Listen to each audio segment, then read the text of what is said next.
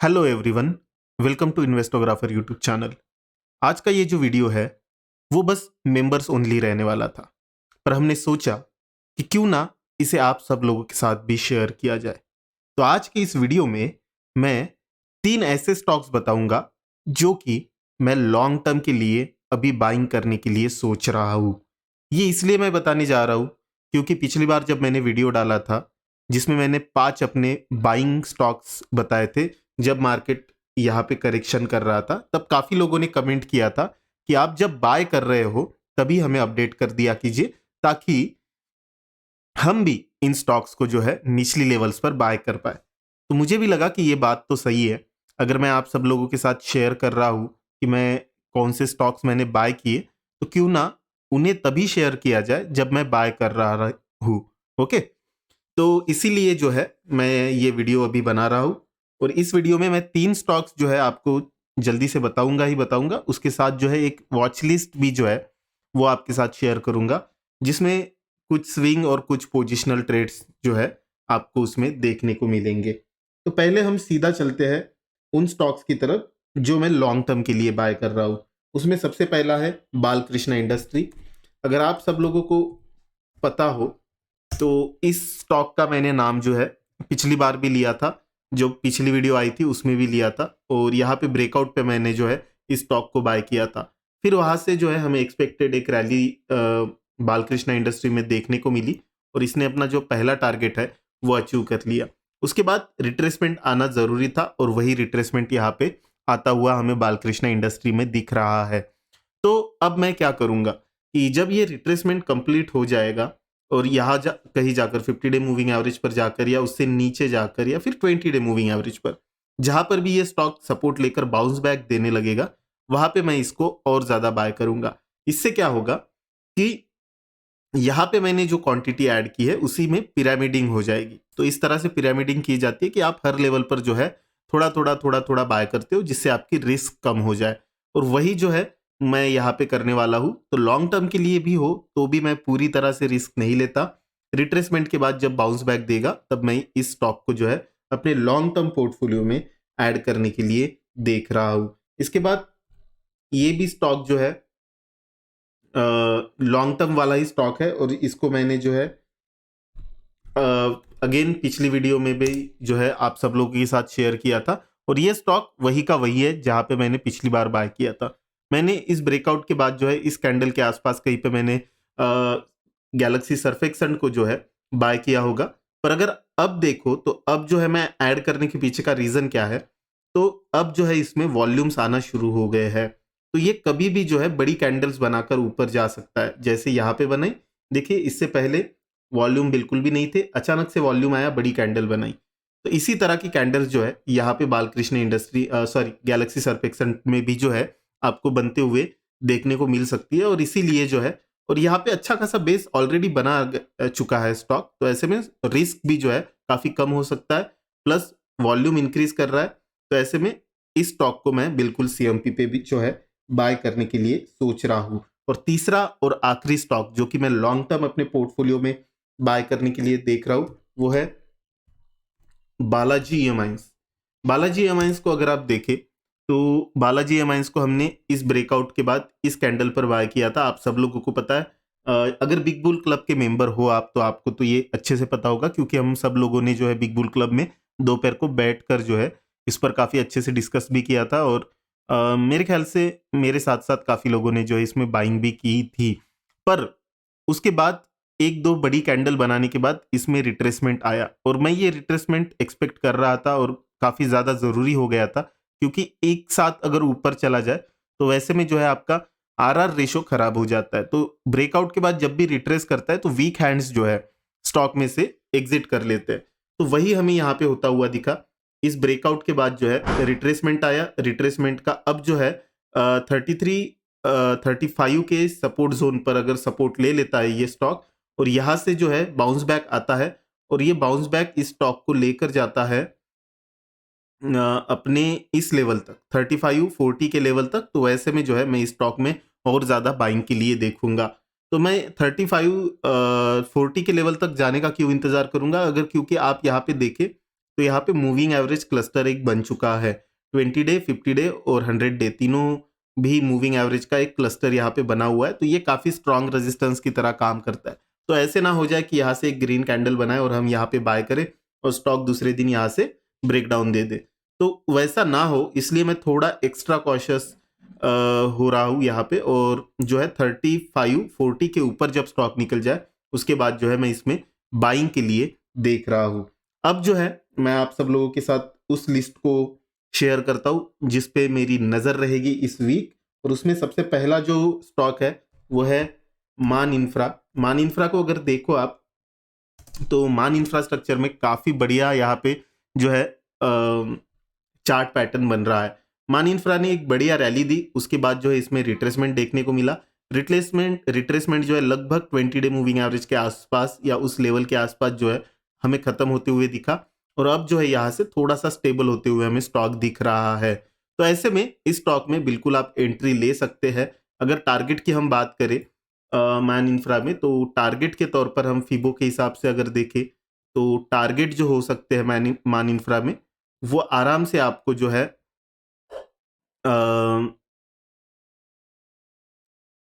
156 से लेकर 160 के बीच में जो है आपको देखने को मिल सकते हैं। इसका एसएल अगर हम देखें तो 113 का एसएल रहेगा। और इस स्टॉक को जो है बिल्कुल आप स्विंग या पोजिशनल की तरह, अगर आप थोड़ा सा इंफ्रास्ट्रक्चर स्टोरी को बेहतर जानते हैं और आपको लग रहा है कि अगले 6-7 महीनों में इंफ्रास्ट्रक्चर स्टोरी जो है अच्छे से प्ले हो सकती है, तो वैसे में आप बिल्कुल इस स्टॉक को जो है बाय कर सकते हैं इस लेवल पर। इसके बाद जो है ग्रेफाइट को अगर हम देखें तो ग्रेफाइट ने एक बहुत ही बढ़िया रैली दी थी और उसके बाद जो है हमें ग्रेफाइट में एक हेवी करेक्शन आता हुआ दिखा। तो इस रैली के बाद जो है ग्रेफाइट ने पूरा अपना इस रैली का करेक्शन दिया और यहां से जो है सॉरी, थोड़ी सी तबीयत खराब है, आप सब लोगों को भी पता है।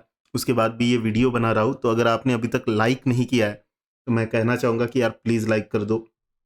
काफी ज्यादा तबीयत खराब है, उसके बाद भी आप सब लोगों का जो प्यार मिलता है उससे ही हमें जो है वीडियो बनाने का जो है इंस्पिरेशन मिलता है। और जब आप लाइक करते हो तो हमें सच में दिल से अच्छा लगता है। जल्दी से लाइक कर दो इस वीडियो को।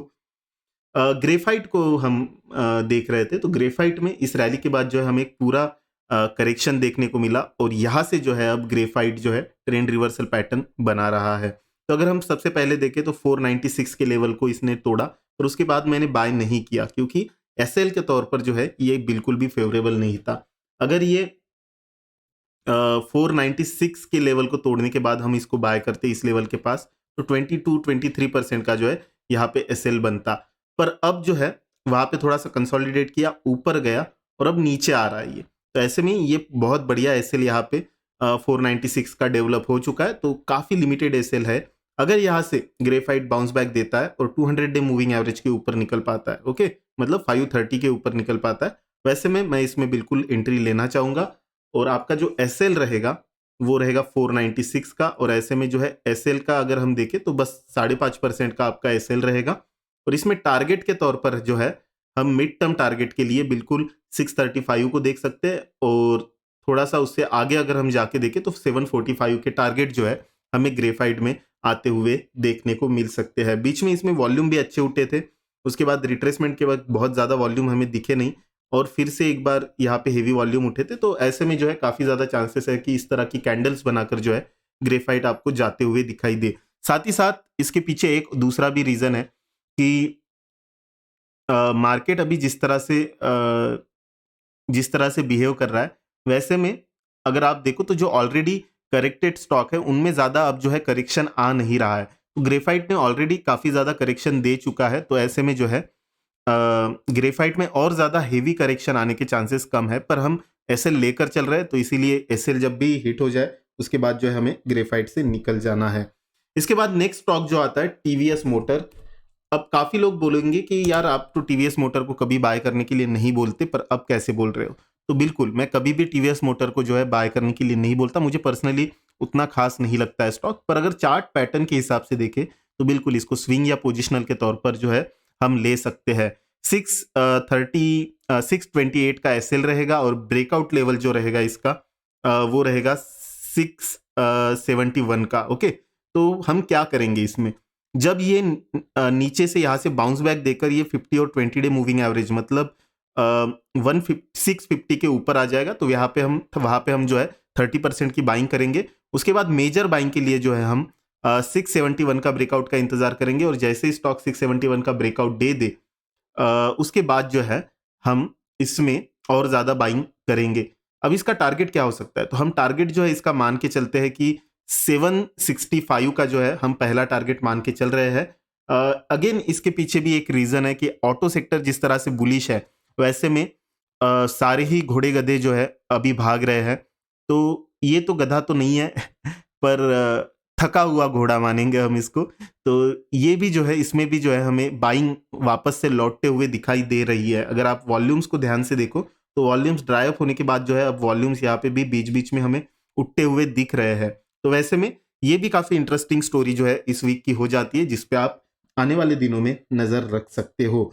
नेक्स्ट स्टॉक की तरफ हम चलते हैं, जो कि है SW सोलार। SW सोलार को अगर हम देखें तो SW सोलार काफी लोगों का जो है चहीता स्टॉक हुआ करता था, पर जब से उसने करेक्शन दिया उसके बारे में जो है बात करना ही लोगों ने बंद कर दिया है। तो ऐसा नहीं होना चाहिए। स्टॉक जब करेक्शन देता है तब मेरे ख्याल से ज्यादा उसके बारे में बात होनी चाहिए, क्योंकि करेक्शन ये जो होती है चीज, ये बाइंग का काफी ज्यादा अट्रैक्टिव मौका देती है। तो SW सोलार भी कुछ ऐसा ही कर रहा है। 373 के SL के साथ जो है यहां से जैसे ही बाउंस बैक दे देता है SW सोलार, आप बाय कर सकते हैं। पहला टारगेट और इनिशियल टारगेट जो है 455 का रहेगा, और अगर उसके ऊपर निकलते हैं स्टॉक तो ऐसे में जो है हम इसको और ज्यादा अगले टारगेट के लिए देख सकते हैं। तो ये भी एक interesting SW solar chart pattern यहाँ पे डेवलप हो रहा है, और थोड़ा सा डाउन ट्रेंड में है स्टॉक। पर अगेन मैं बोलूंगा कि हम ये जो स्टॉक्स है ये पूरी तरह से क्या कहेंगे, चार्ट पैटर्न के हिसाब से ले रहे हैं। अब आप बोलोगे कि इसमें भी तो सर्किट है, बिल्कुल इसमें भी सर्किट है, पर वॉल्यूम की वजह से सर्किट नहीं है। ये देखिए, लिक्विडिटी की वजह से सर्किट नहीं है इसमें। तो इसीलिए जो है मैंने इसको थोड़ा सा छूट दे दी है कि चलो तुम्हें 3 गोल्डन रूल्स से थोड़ी सी छूट दे दी जाए। तो इसीलिए जो है मैंने इसको थोड़ी सी छूट दे दी है, पर स्ट्रिक्ट स्टॉप लॉस के साथ, 373 के स्टॉप लॉस के साथ अगर आप इसको बाय करना चाहते हो तो बिल्कुल इसको भी जो है इस वीक आप अपनी रडार पर रख सकते हो। इसके बाद APL अपोलो आ जाता है। APL अपोलो के बारे में मैंने शायद इस हफ्ते सबसे ज्यादा बात की है, और इसीलिए जो है APL अपोलो के मैनेजमेंट ने मुझसे कहा है कि आपने इतना मेरा प्रमोशन किया है तो उसके बदले आपको कंपनी की 50% जो है ओनरशिप में ट्रांसफर करने वाला हूँ, जो कि एक अच्छी बात है इन्वेस्टोग्राफर फैमिली मेंबर्स के लिए। मजाक है ये, कहीं सेबी में कंप्लेंट मत कर देना। तो APL अपोलो जो है इसमें भी एक काफी बढ़िया चार्ट पैटर्न बन रहा है, और ये ऑलरेडी मैंने जो है काफी लोगों के साथ शेयर किया है, लाइव में भी किया है, बिग बुल क्लब में भी किया है। और ये स्टॉक जो है अभी तक पर इसमें जो है हमें रनअप आते हुए नहीं दिखा है। तो इसका एक रिजल्ट भी है, तो रिजल्ट हम होने देंगे। अगेन ये जितने भी चार्ट मैं आपके साथ शेयर कर रहा हूँ, इनके रिजल्ट हो जाए उसके बाद जब आप इनको बाय करने के लिए प्रेफरेंस दीजिए। अगर 1-2 दिन पर रिजल्ट है तो वैसे में उनको बाय करने से थोड़ा सा रुक जाइए, रिजल्ट होने के बाद जो है आपको उसमें बाइंग करनी है। तो APL अपोलो अगेन काफी बढ़िया रिट्रेसमेंट के बाद जो है बाउंस बैक, और बाउंस बैक के बाद 960 का ब्रेकआउट, और ऊपर अब जो है स्टेबल होने की कोशिश कर रहा है। थोड़ा सा नीचे आया था पर यहाँ से भी जो है हमें बाइंग लौटते हुई दिखाई दी, तो जो कि एक अच्छा संकेत है, जिससे पता चलता है हमें कि इसमें बायर्स जो है एक्टिव है। तो इस स्टॉक को भी जो है आप बिल्कुल बाय के लिए देख सकते हैं इस वीक। CMP पर एक्चुअली आप इसको बाय कर सकते हैं। इसका स्टॉप लॉस जो रहेगा 891 का रहेगा, और टारगेट जो है 1116 के जो है इसमें टारगेट्स आने वाले दिनों में आपको देखने को मिल सकते हैं। इसके बाद नेक्स्ट जो स्टॉक आ जाता है वो है JK पेपर। अगर हम JK पेपर को देखें तो JK पेपर में भी जो है सिमिलर चार्ट पैटर्न बन रहा है जो इससे पहले के बाकी सारे स्टॉक में बन रहा था, कि एक डाउन ट्रेंड। अभी इसको आप कुछ भी बोलिए, और इस चार्ट पैटर्न का आपको नाम बताना है। ओके, मैं आपको यहाँ पे बना के देता हूँ, और कमेंट सेक्शन में जो है इस चार्ट पैटर्न का आप सब लोगों को नाम बताना है। ओके, तो डाउन ट्रेंड, रिट्रेसमेंट, उसके बाद जो है इसमें एक हायर लो बना, हायर हाई बना, और ब्रेकआउट दिया इसने 219 का। तो 219 के ब्रेकआउट के बाद ये थोड़ा सा रिट्रेस हुआ, जो कि एक अच्छी बात यहाँ पे दिखाई दे रही है। जैसे ये थोड़ा सा और रिट्रेस हो जाए तो हम एसएल के तौर पर 216 को लेकर इसमें बाइंग के लिए देख सकते हैं। जैसे यहाँ पे हमें थोड़ा सा स्टेबल होते हुए दिखाई दे, थोड़े थोड़े वॉल्यूम्स भी यहाँ पे इंक्रीज होना शुरू हो गया है। तो ऐसे में जेके पेपर्स जो है ये अच्छी बाइंग इस वीक के लिए हो सकती है अगर आप थोड़ा रिस्की ट्रेड प्रीफर करते हो तो। 255 का जो है पहला टारगेट इसमें हो सकता है और सेकंड टारगेट जो है इसमें 280 का रह सकता है। तो ये जो है स्टॉक रहेगा जिसको आप इस वीक के लिए अपने रडार पर रख सकते हो। इसी के साथ दो और स्टॉक है जिनमें से एक जो है मैंने ऑलरेडी लाइव में आप सब लोगों के साथ शेयर कर दिया था, पर उससे पहले उस स्टॉक की तरफ जाने से पहले एक पहले उससे दूसरा जो है स्टॉक जो मेरे पास है वो मैं आपको बता देता हूँ, और वो है सुवेन फार्मा। सुवेन फार्मा जो है अगेन इसमें भी जो है काफ़ी ज़्यादा वॉलेटाइल स्टॉक है। मैं कहूँगा कि फार्मा सेक्टर उस तरह से परफॉर्म नहीं कर रहा है, तो जो लोग ज़्यादा रिस्क लेना प्रीफर करते हैं वही लोग इसमें बाइंग करें, उससे ज़्यादा जनरल लोगों के लिए जो है ये स्टॉक नहीं रहेगा। इसमें जो अगर हम एसएल के तौर पर देखें तो एसएल के तौर पर जो है हमें सुवेन फार्मा में 518 का जो है एसएल दिखाई दे रहा है। 518 के नीचे अगर ये स्टॉक निकलता है तो वैसे में आपको इसमें से एग्जिट कर लेना है। और टारगेट के तौर पर अगर हम देखें तो पहला टारगेट जो है सुवेन में हो सकता है 564 का। तो बहुत ज़्यादा आरआर रेशो के हिसाब से अच्छा स्टॉक नहीं है, पर चार्ट पैटर्न अच्छा है, इसलिए मैंने सोचा कि इसको आप सब लोगों के साथ शेयर कर दूं ताकि आप भी इसको जो है अपनी रडार पर रख सके। और इसके पीछे शेयर करने के पीछे एक और रीज़न था कि वॉल्यूम्स जिस तरह से बीच में उठे थे और रिट्रेसमेंट के वक्त बिल्कुल भी यहाँ पे वॉल्यूम नहीं थे, तो ये एक काफ़ी पॉजिटिव संकेत देता है और इसीलिए जो है मैंने इसे आप सब लोगों के साथ शेयर किया। पर अगेन मैं बता दूं कि ये काफ़ी ज़्यादा रिस्की हो सकता है।